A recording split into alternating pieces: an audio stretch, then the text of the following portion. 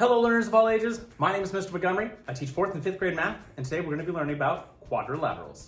Now, quadrilaterals comes from the word quad, which means four. So it's a four-sided shape or a four-sided polygon.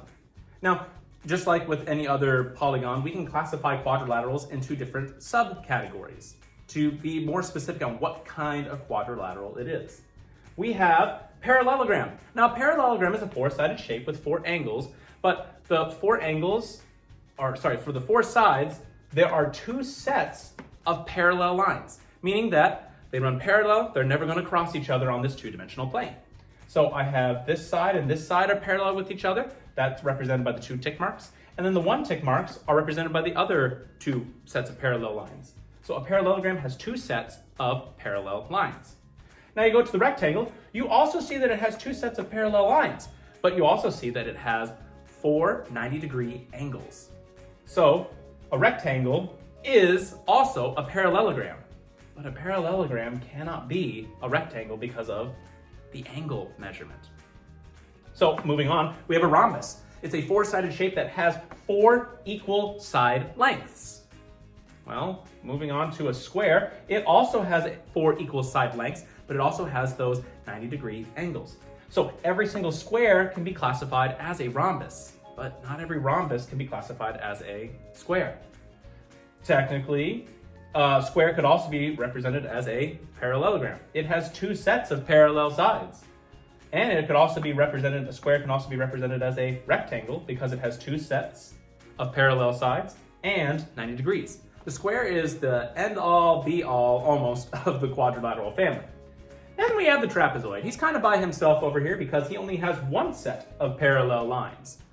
He has four sides, one set of parallel lines. That would be considered a trapezoid. But, Mr. Montgomery, is there such a thing as a quadrilateral that does not fit all those categories? We'll take a look at that next. So I have a shape that's drawn up on the board.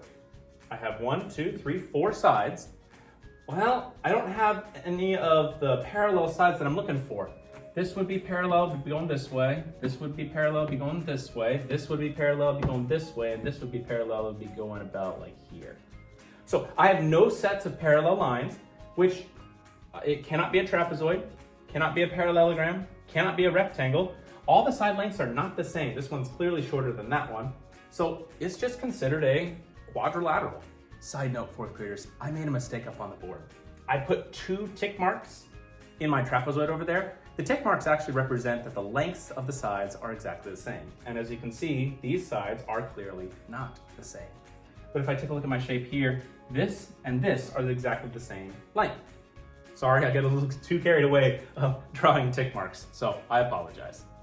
But moving on to this shape, I have two sets of the same side, but they're not parallel to each other. They're eventually going to meet up in this two-dimensional plane. Double checking, I have four sides for my four-sided shape. Well, I don't have two sets of parallel lines. I don't have 90-degree angles. I also don't have all the sides the same length because I only have these two being the same length.